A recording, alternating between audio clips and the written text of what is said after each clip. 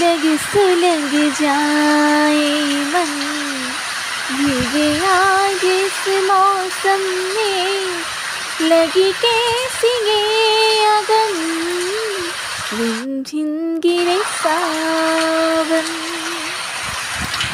তো আজকে দুপুরবেলা দেখো কি ভীষণ বৃষ্টিটা হচ্ছে, প্রচণ্ড যে বৃষ্টি হচ্ছে। তো বৃষ্টির মধ্যেই তোমাদেরকে আমি অনেক অনেক অনেক ওয়েলকাম জানাচ্ছি আমার নতুন ব্লগে। এই তো কেমন আছো তোমরা সবাই? সকাল থেকে কিন্তু আকাশ দিব্যি পরিষ্কার ছিল, রোদ উঠে গেছিলো, কিন্তু এখন আবার বৃষ্টি শুরু হয়ে গেছে। এখন বাজে ঘড়িতে দুপুর 3:30। ছেলে স্কুল থেকেও চলে এসেছে, আমার আর ছেলের লাঞ্চও হয়ে গেছে। তো আজকের ব্লগটা আমি এখান থেকেই স্টার্ট করছি। তো দেখতে থাকো, বাইরে প্রচণ্ড বৃষ্টি হচ্ছে, ওয়েদার একদম বাজে হয়ে গেল। তো এটাই চিন্তা করছি যে হাজব্যান্ড তো অফিস থেকে ফিরবে, ও ফিরতে ফিরতে রাত 9টা হয়, তো সেই সময় ওয়েদারটা কেমন থাকবে। তো আজকে ছাতাও নিয়ে যায়নি, রোদ উঠেছে বলে। জানি না কি হবে, কোনো সমস্যায় পড়তে হবে কিনা ওকে। তো চলো, পরে আবার কথা হচ্ছে তোমাদের সাথে। ম্যাক্স, এটা কি হচ্ছে ম্যাক্স? আমার গার্ডারটা কেন নিয়ে নিয়েছো তুমি? কেন নিয়েছো? ওটা তোমার খেলার জিনিস? আমার চুলের গার্ডারটা কি তোমার খেলার জিনিস? খেলার জিনিস কেন নিয়েছো বলো? এই করে তুমি আমার কতগুলো গার্ডার ছিঁড়েছো, কতগুলো ক্লিপ ভেঙেছো। আমার সব কটা ক্লিপ তুমি ভেঙে ফেলেছো, সব কটা গার্ডার ছিঁড়ে ফেলেছো। কেন? আর মাত্র 2টো গার্ডার আছে। তো back to next day morning. Actually কালকে তারপরে কিছু শ্যুট করা হয়নি। তো আজকে সকালবেলা দেখো ছেলের স্কুলে টিফিনের জন্য মিষ্টিতে ফ্রাইড রাইস বানিয়ে দিচ্ছি। ভাতের জিনিস দিচ্ছি কারণ ওকে ওর আটা ময়দা এই সমস্ত জিনিস খাওয়া পুরো বারণ। চলো, রেডি হয়ে গেছো? হ্যাঁ, হয়ে গেছি। আজকে কে দিতে যাবে? আজকে বাবা যাবে। আজকে বাবা দিতে যাবে। আর ম্যাক্সকে টাটা করেছিস? Max tata. আমার ভুলে বুঝছো না।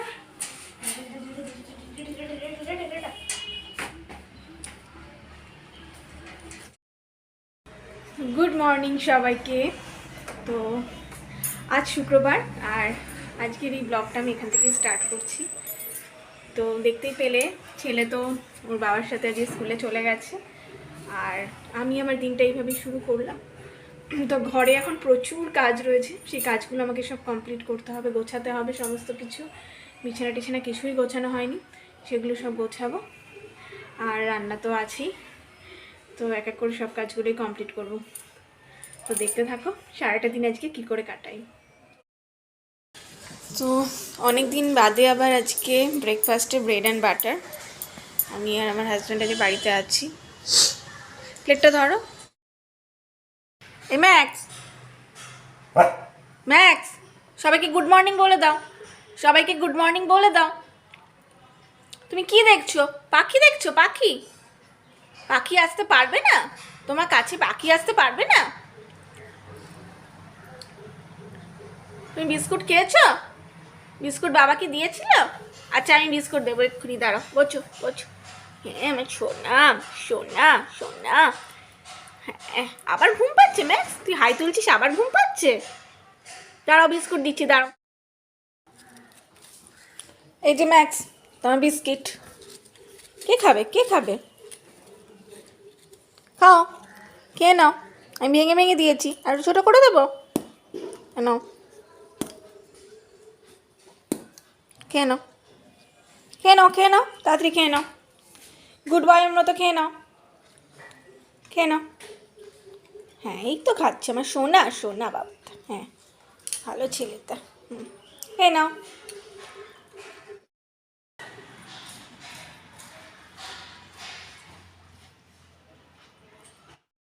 তোমরা হয়তো অনেকেই বলতে পারো যে একটা কুকুরকে নিয়ে এত আদিক্ষেত আর কি আছে, কিন্তু ও না, সত্যি বলতে আমার কাছে কোনো কুকুর নয়, ও আমার সন্তানেরই মতো। একদম ছোট্ট বেবি মানে অবস্থা থেকে ও কিন্তু আমার কাছে রয়েছে। তো মানে যেরকমভাবে একজন মা তার সন্তানকে বড় করে, ঠিক তেমনভাবে কিন্তু আমিও ওকেও বড় করে তুলেছি। ওর খাওয়া দাওয়া, প্রথমে শুধু দুধ খেত, অন্য কিছু খেতে পারতো না, সলিড ফুড খেতে পারতো না। তারপরে যখন ওর একবার এমন একটা অসুখ হয়েছিল, তোমরা হয়তো অনেকেই জানবে, কুকুরদের ছোটোবেলায় পার্ভো বলে একটা রোগ হয়, তো ওরও সেটা হয়েছিল। এবং এতটাই ওর খারাপ কন্ডিশন হয়ে গেছিলো যে ওর বাঁচার কোনো আশা ছিল না। তো একজন ভালো ডাক্তারকে আমরা পেয়েছিলাম সেই মুহূর্তে, এবং 4-5 দিনের মানে নিরলস চেষ্টার ফলে আমরা কিন্তু ওকে বাঁচাতে পেরেছিলাম। মানে ডাক্তারও বলে দিয়েছিল যে বাঁচার কোনো আশা নেই, কোনো আশা নেই, এত মানে শুধু রক্ত বমি আর রক্ত পায়খানা করে ফেলছিল।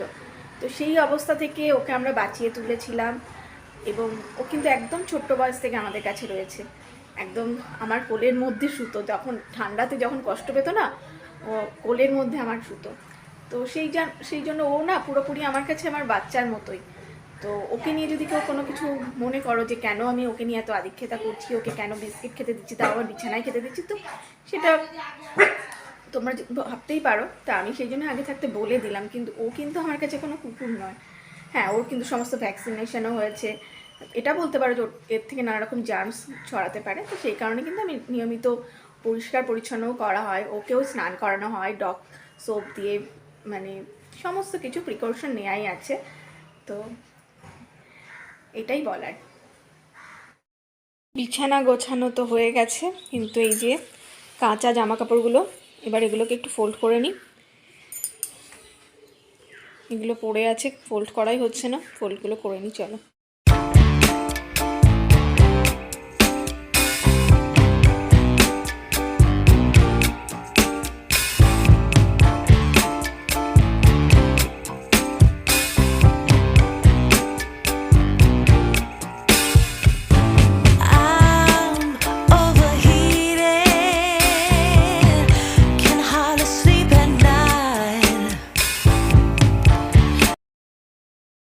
তো সমস্ত জামা কাপড় আমার দেখো ফোল্ড করা হয়ে গেছে।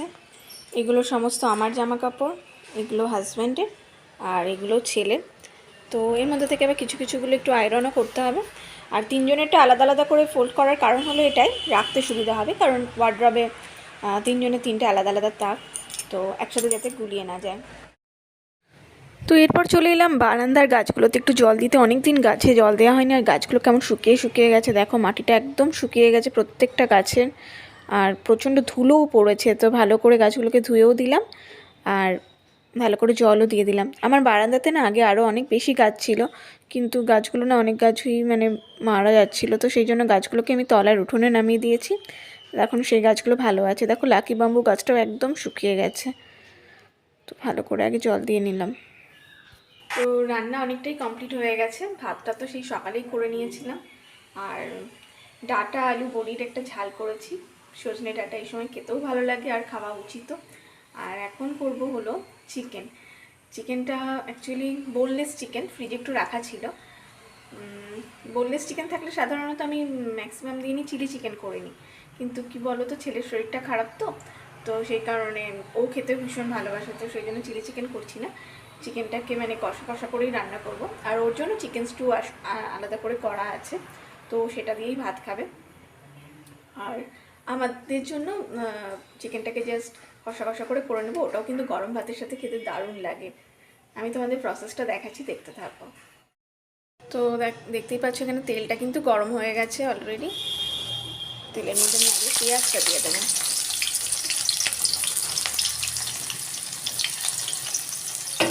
চারশো মতো বোনলেস চিকেন, তার জন্য আমি দুটো মিডিয়াম সাইজের পেঁয়াজ দিয়ে দিয়েছি।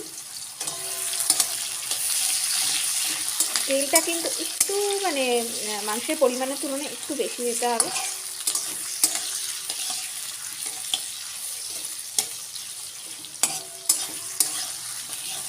কারণ এটা একটু কষা কষা হবে, তো তেলের পরিমাণটা কম হলে কিন্তু এটা কিন্তু খেতে ভালো লাগবে না মোটেই। তো প্রথমে এভাবে পেঁয়াজটাকে আমি একটু ভালো করে ফ্রাই করে নেব। পেঁয়াজটা তো ফ্রাই হতে একটু সময় লাগবে, একটু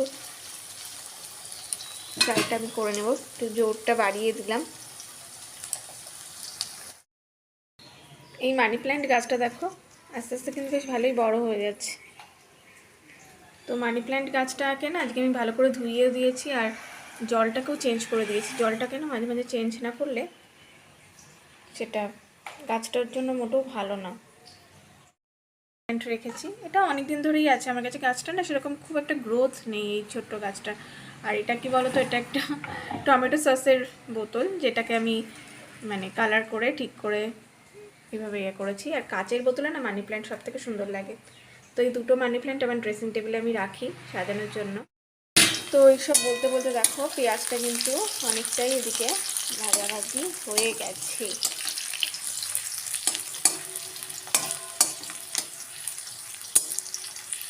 তো পেঁয়াজটা হয়ে গেলে এবার আমি এর মধ্যে দিয়ে দেবো কিন্তু চিকেনটাকে। চিকেনটা কিন্তু এখানে আমি আগে দেবো, মানে মশলাটা পরে দেবো, চিকেনটা আগে পড়বে এর মধ্যে।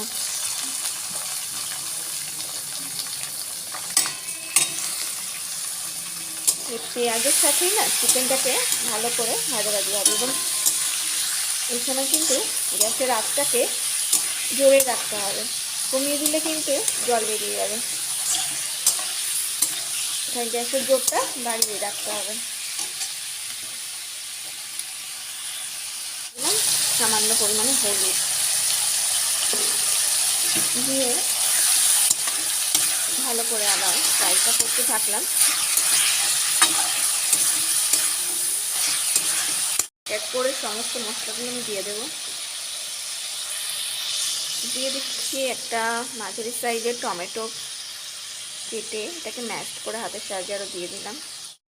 আচ্ছা, টমেটোটা দেওয়ার পরে না আমি এখানে আদা রসুনের পেস্টও দিয়ে দিয়েছি, আর একটু সামান্য টমেটো সসও দিয়ে দিয়েছি।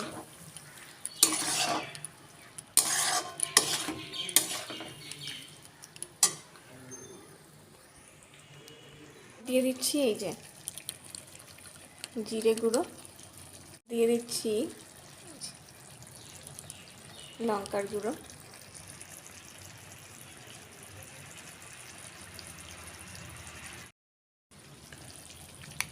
দিয়ে দিচ্ছি কাশ্মীরি লাল মির্চ একটুখানি।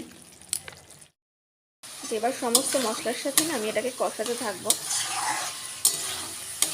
আর নুনটা কিন্তু আমি এখনো দিইনি, এরপরে নুনটা অ্যাড করব। তো সুন্দর একটা অ্যারোমা বেরোচ্ছে সমস্ত মশলার। দিয়ে দিলাম দেখো পরিমাণ মতো নুন।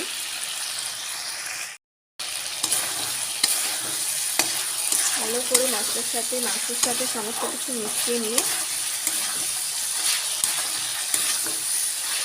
তো চিকেনটাকে বসিয়ে আমি ঢাকা দিয়ে দিয়েছি। এবারও আপনা আপনি হবে, বেশিক্ষণ লাগবে না, যেহেতু নুন দেওয়া আছে। তো চিকেন থেকেই আস্তে আস্তে করে জলটা বেরোবে, আর চিকেনটা ওই জলেই সেদ্ধ হয়ে যাবে।